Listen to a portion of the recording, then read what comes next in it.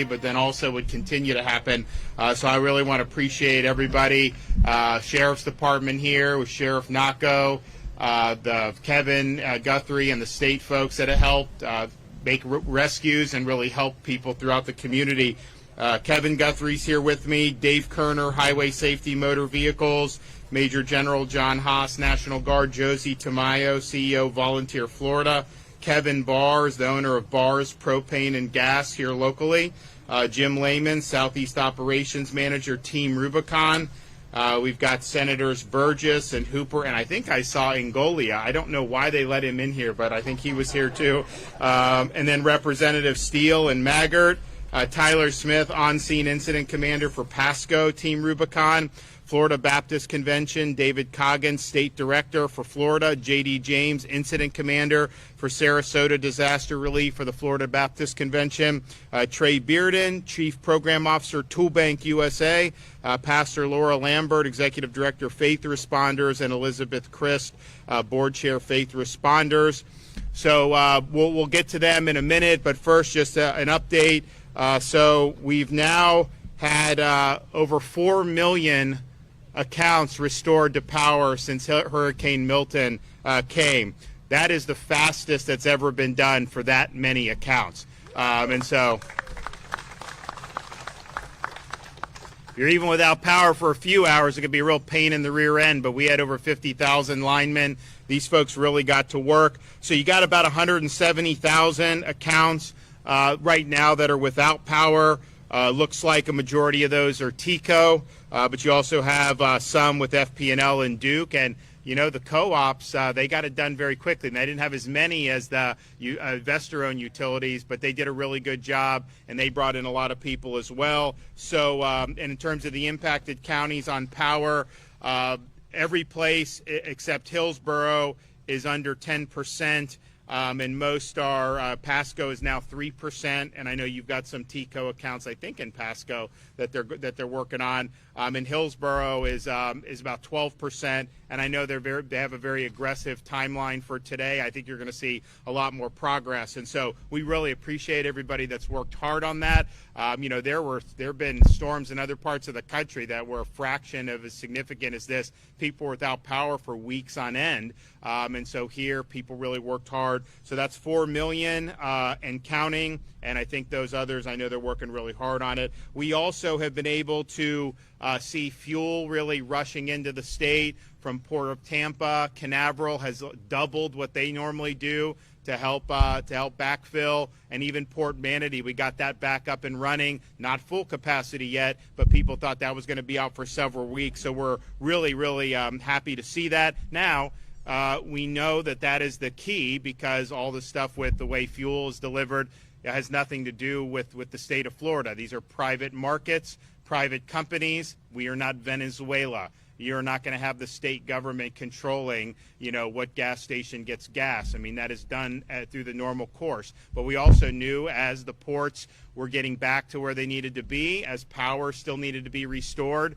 to some gas stations over the weekend, that we wanted to be able to do what we could do to be able to help with the effort. And so we have now dispensed, just from the state, over 2.5 million gallons of gas free to the people of Florida. So we've done regular gas, we've done diesel. Some of that has been just backfilling stations who needed it, and they weren't maybe able to get it from the port. But a lot of it has been our fuel sites that we've set up.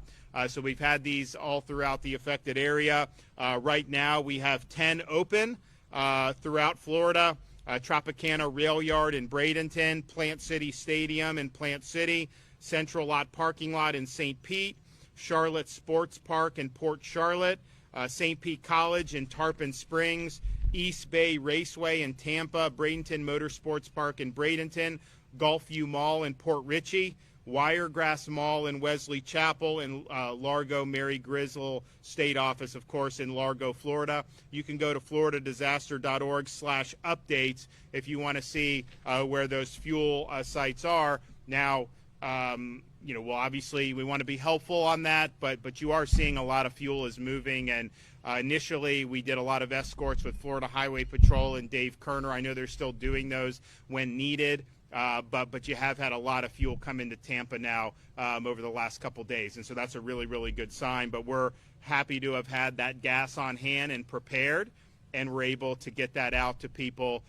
just to hold you over. I mean, it's not like we can do these sites indefinitely, but we wanted to hold people over, and they were able to get that. We've also responded to a lot of mission requests here in Pasco. 6 big debris removal trailers, 52,000 gallons of regular gas just in Pasco, 30,000 gallons of diesel in Pasco, 6 truckloads of water, 4 truckloads of meals ready to eat, a truckload of tarps, 500 road barricades, truckloads of ice, 12 light towers, a fuel depot for rescue operations, and essential workers like county employee and hospital staff, 32 additional Starlinks, 60-person law enforcement strike team, and 550 cots. We have both points of distribution and our marks in Pasco County. Zephyr Hills pod is at 5435 Gall Boulevard. That's open till 4 o'clock. That has things like supplies, food, and water. The Pasco County Multi-Agency Resource Center has all our state agencies there. That's at Hudson Regional Library in Hudson, and that's from 8 a.m. to 7 p.m. You can find any point of distribution or any multi-agency resource center at floridadisaster.org. Those are the things that the state has set up, and we do that very quickly. I know the federal government typically does things called DRCs, Disaster Recovery Centers. Have they done that yet? They are starting to open. So those are starting to open by the federal government. And so there are certain things with, like, if you have FEMA individual assistance, it's a federal program. It's not something that we can resolve for you from the state perspective. You got to go through the federal bureaucracy. Unfortunately, that's just the way it is. So those disaster recovery centers are starting to open, but we've had our centers open for a long time. School districts, 49 of the 50 school districts that experienced closures last week have reopened today. Hillsborough will open soon. You can go to fldoe.org/storminfo if you have any concerns or questions about where your school district is. So here in Pasco, you look at the storm, the eye of the storm went into Sarasota County. And we always talk about what side of the storm is stronger, leads to more storm surge, and it's the one on kind of the northeast. It was kind of coming a little horizontal. So basically south of where the eye of the storm is where we saw some of the most surge. Not as much surge as Helene, but it was like you go down to like Charlotte County, Manasota Key. I was down there. You know, they had serious surge. You also had wind, but I think what we saw is that you didn't have the storm surge in Tampa Bay here. It actually sucked it out, and I think some of the areas in Pinellas and Hillsborough reported negative storm surge, but you had huge amounts of rainfall, and the northern part of the storm is just so wet, and so you have places in Pinellas, Pasco, Hillsborough, Polk that just got inundated with water. And so you had 10 to 15 inches that occurred along and east of I-75 corridor. Both inland and riverine flooding has been observed. Clearly, there were multiple places within Pasco County that have seen that. And we've had joint operations between maritime aviation and crisis response units. We had 300 civilians rescued by the Florida State Guard after becoming stranded in their neighborhoods due to rising riverine floodwaters here in Pasco. Obviously, the Sheriff's Department has made a lot of water rescues. You know, some of these floods were not necessarily like that was going to go over your house and that people were going to drown, but it was, you know, there's debris, there's down power lines, it's hazardous, so they were able to bring those residents to safety, and we're glad of that, but you still have a lot of water. So at my direction, Florida Division of Emergency Management has deployed 7 floodwater pumps to the Silver Oaks community here in Zephyr Hills, with another 20 pumps on the way for additional support. We have been at the state level executing pumping operations in this area since before Hurricane Debbie. Remember that? Everyone's forgot about that. That was 2 hurricanes ago. We've also deployed a flood barrier to surround the lift station in Silver Oaks community in order to make repairs. We've also deployed a human services needs assessment team to provide support to residents who need to find new housing because of storm damage. The Division of Emergency Management is supporting the operation of 2 shelters for displaced residents in this area. The Fasano Regional Shelter, which also serves special needs individual, that's 11611 Denton Avenue in Hudson. And then the Wesley Chapel Recreation Complex, which is a general population shelter, 7727 Boyette Road in Wesley Chapel. So thanks for FDEM for getting that available for our residents. Now, we also have an ability to help people through charitable giving and through private organizations. We started something, or at least made it a big deal, called the Florida Disaster Fund. Hurricane Ian, we raised and distributed $63 million for folks who are in need, and there's a variety of ways that we do that. In the aftermath of Hurricane Helene, we started it up. We raised, a few $1 million. It wasn't bad, but now that Milton has come, it's raised more money. So they're over $12 million. I think they're going to continue to raise some decent money here in the coming days, and we appreciate all the major entities who helped do that, including Lennar Corporation, who donated $5 million to the Florida Disaster Fund, as well as Walmart, who donated $1 million. Now, through the Disaster Fund, we've been able to cut red tape, and we've been able to get assistance to people who need it.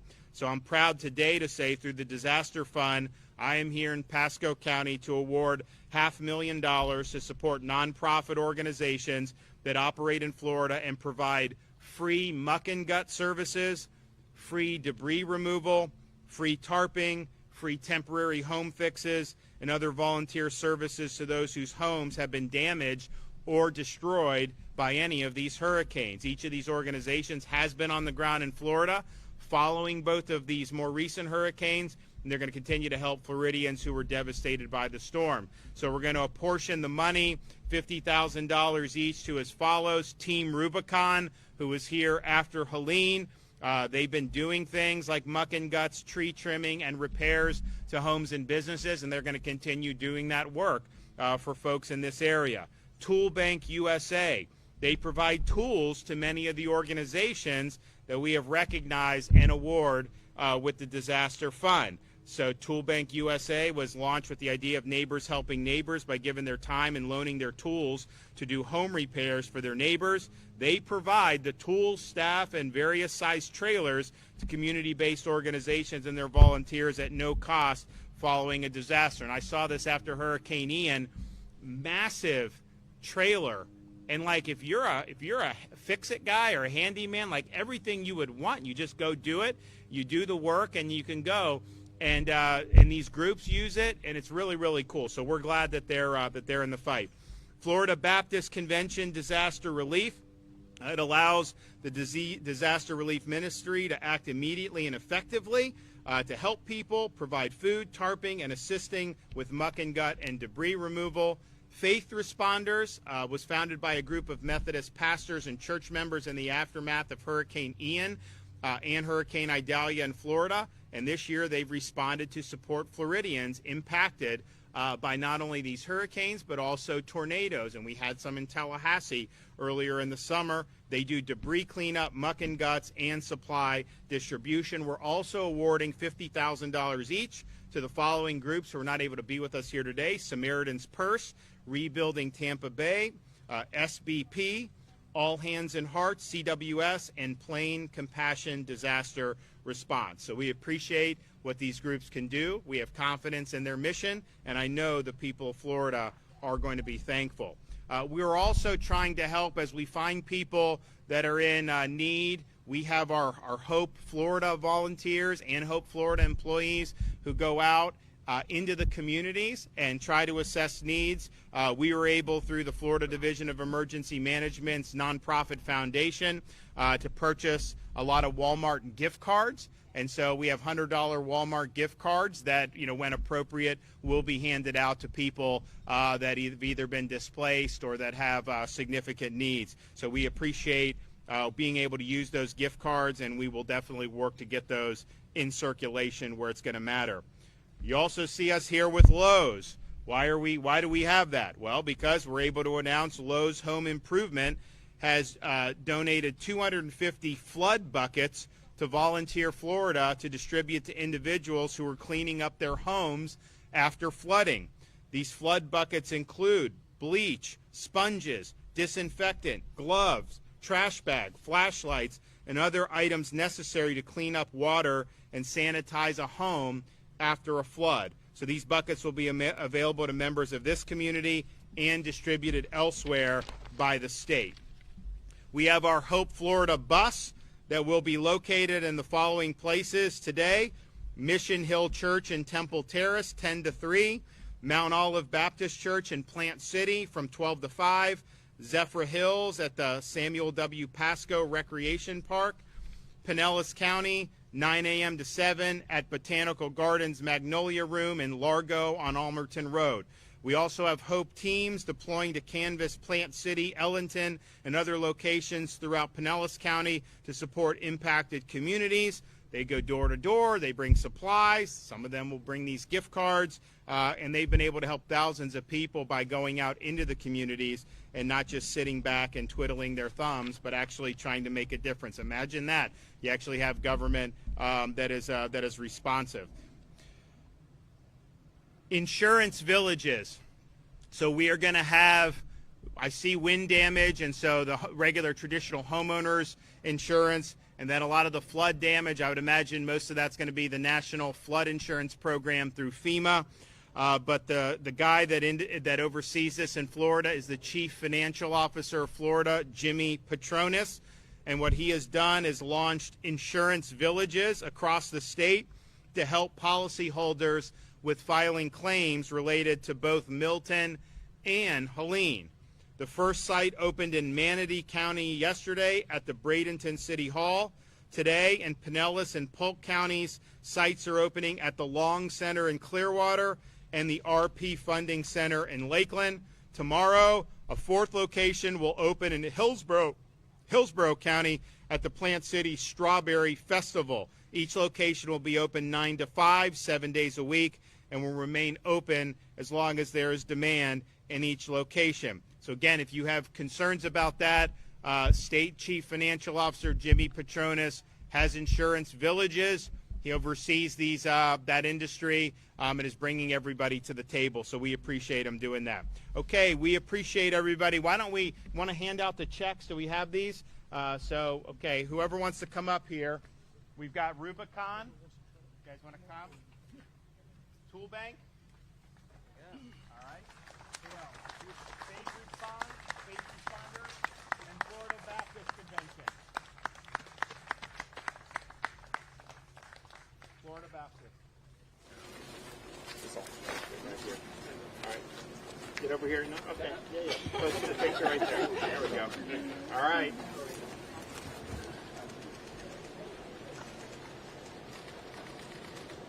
All right, do good. Good job. Thank you. Appreciate it. All right, now we'll hear from Kevin Guthrie, I think is the first one up. Let me see. Yeah, we'll hear from Kevin Guthrie first. Good afternoon, everyone. Thank you, Governor, for your continued support of the Florida Division of Emergency Management and the State Emergency Response Teams. As the Governor has mentioned here today about pumps, we have been on mission here since before Debbie, pumping water. We've moved millions of gallons of water, but we are now to a point where we have 20 additional pumps. The Governor said it was en route. I'm pleased to announce, Governor, that as we always are, fast, we are already here. So those 20 pumps are in area, ready to go and work with the city of Zephyr Hills as well as Pasco County Public Works to start moving as much water as we possibly can. I need to set a couple of expectations. The Hillsborough River, the Withlacoochee River, and the Alafai River are in flood stage. So we're going to have to wait on those rivers to go down before we can actually start moving vast amounts of water. Once that happens, we will have all the necessary resources to go out there and get that job done. Just as we have staged linemen, just as we have staged the National Guard, other private sector individuals, we have now staged and we are ready to respond in real time when those rivers go down. Debris. I want to take a minute real quick to call out Pasco County. Pasco County is doing debris right. They took the executive order. They're moving debris 24/7. Their staff is coming up with innovative ideas about how we can get other stuff done. How can we employ the small hauler, the 2 guys with an F-150 pickup truck, the medium haulers, dump trucks? We're trying to get that done. I had a conversation with the federal coordinating officer this morning about how can we get local community, again, federally supported, give us a policy, give us what we need to do, let the state manage it, and then let local communities go out and execute. We are best when local communities can execute on behalf of their own recovery. So again, we're trying to put that together, been working that now for a couple of days. Hopefully we can bring this in for a landing. We currently have 10 public fuel depots and over 20 points of distribution open where residents can pick up water, shelf-stable meals, and other supplies. There are multi-agency resource centers, as the governor has already talked about. Now again, I want to just dig in one layer deeper on what the governor said. Federal DRCs and state multi-agency resource centers. From the common layperson, they probably look very, very close to being the exact same thing. However, what is different is if you want to work your case through FEMA, you got to go to a DRC. However, at a multi-agency resource center, we can help you register with FEMA. We can sit down at an iPad, a tablet with you, a computer, and help you get registered, and we will do that. We have people there that will help you get that done. But if you want to ask, why didn't I get approved for that? Why did I get denied for this? That is at a DRC. That's the biggest difference between the two. For information on where these are at and all the resources that are available to you, please go to floridadisaster.org/updates for those locations. As we continue to see rivers now crest and in some handful of cases rise, please make sure you're staying out of the standing water, as it can pose a significant health risk to you and those that are in it. It could be full of bacteria, displaced wildlife, and can even be deeper than you think. Having been a former resident here in Pasco County, even just up the road in Dade City for a short time, I will tell you there's a lot of wildlife in the Green Swamp, which is just to our east from here. All right, so again, please keep that in mind. Assistance is available to residents who receive damages from Milton.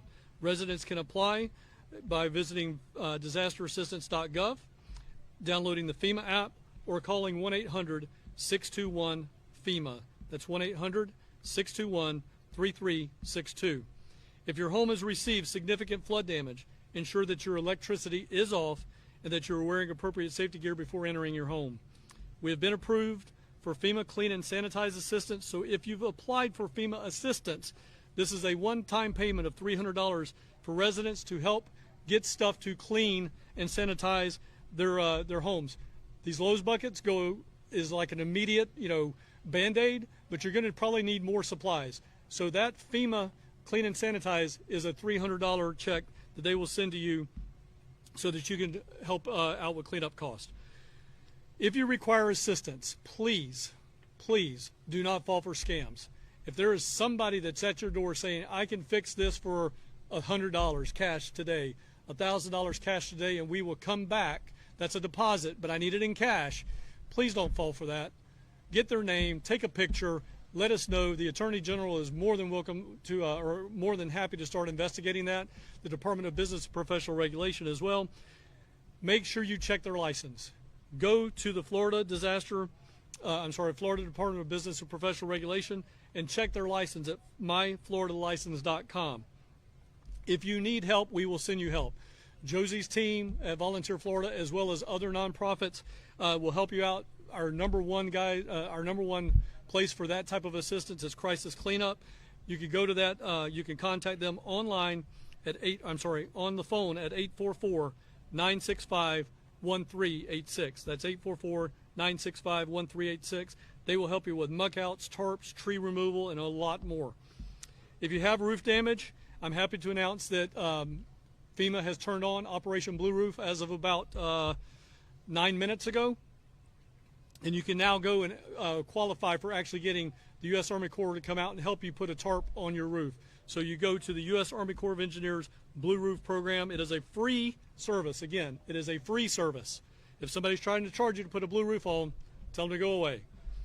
Residents impacted by Hurricane Milton can sign up for this no-cost service by visiting blueroof.gov. Again, that's blueroof.gov. Or you can call 888-ROOF-BLUE. That's 888-ROOF-BLU to have somebody come to your house. Eligible residents can apply now through Tuesday, November the 5th. Again, state assistance information line is available at 1-800-342-3557. Again, that's 1-800-342-3557. And as always, this is the point in my talkers that I say, I've given you a whole lot of numbers and a whole lot of stuff. The places you need to go to get all of that information in one-stop shop, floridadisaster.org/updates, or you can get all of this information by following us on our social media platforms. It's at FLSERT on X and Instagram, and at FDEM on Facebook. I appreciate your support, Governor. We could not do this without you, but you make it easiest for us to do that. Thank you. And good afternoon, oh, it's the shortest one. Good afternoon, everyone, and it's a pleasure really to be here with you. I'm Josie Tamayo. I'm the CEO of Volunteer Florida, and I want to thank the governor and everyone here for allowing us the opportunity to highlight the ongoing need in our state for aid, as well as the vital work that these wonderful organizations, who I have been out in the field with, doing different things, even in the beginning of Hurricane Ian. So in partnership with our public and private sectors and other non-governmental organizations, the Florida Disaster Fund supports both response and recovery. And if you all remember when Hurricane Ian hit, the governor says, we will be here in the beginning and we will be here in the end. So I'm here to tell you that is what we do, and we do it #1 in the United States. So the Volunteer Florida Foundation distributes through the disaster funds funds to volunteer organizations that have identified unmet needs and are actively engaged in disaster response and recovery in Florida.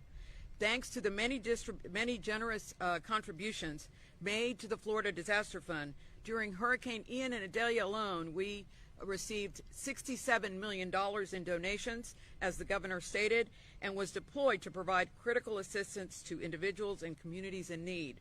Just a couple of facts. We helped more than 7.3 million people were served, 95.4 meals were distributed, volunteers contributed over 1.7 million hours, helping to repair nearly 2,500 roofs and muck out over 2,000 homes. And each volunteer hour was cost at $29.41.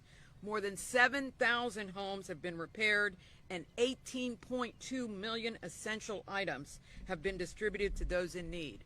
Volunteer Florida serves obviously as the emergency response arm to Hope Florida and Initiate, Activate, Hope Florida. And please, as the governor has said before, that line is open to all Floridians for the next 2 weeks. So also, more importantly, your donations, big or small, they don't have to be big or small. They have to be whatever they are tax deductible.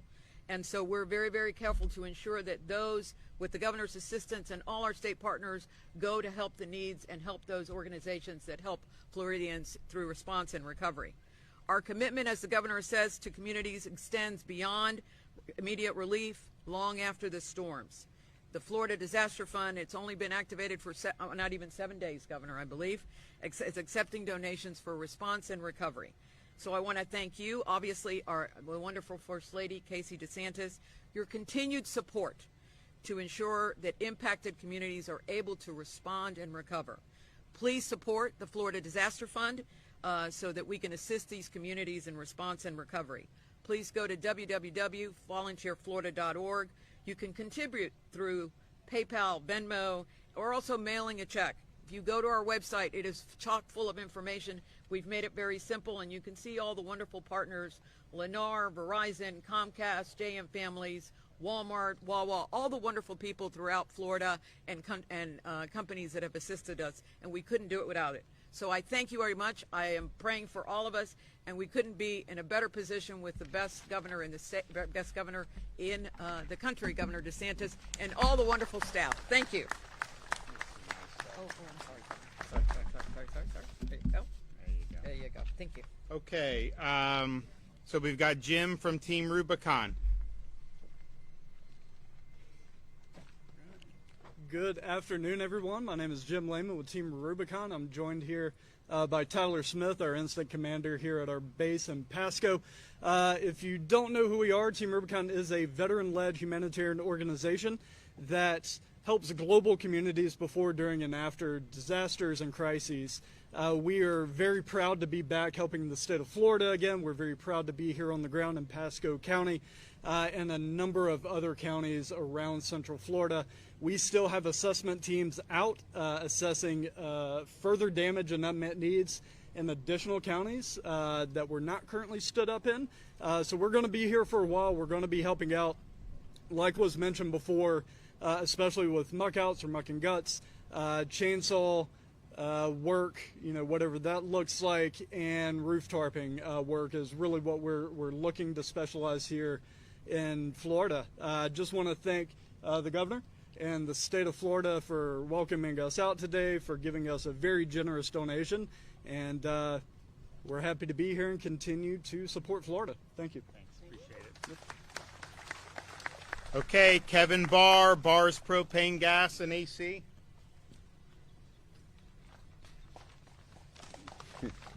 Thank you. First of all, I'd just like to thank some people. Governor, what you've done for our propane gas industry after Hurricane Irma, we could not get propane delivered. We called you, they were on the road. We've already had over 100,000 gallons delivered to our plants since the hurricane. That would not have happened without you. Thank you very much for that. We are working 7 days a week at our company to try to get generators, food banks. This used to be a shelter here. We have a 1,000-gallon tank behind that. We're doing everything we possibly can. I want to thank my employees. They are just absolutely, I'm not sure how they've slept at all. We have worked 7 days a week. We've kept our plants open. We had no power at any of our plants.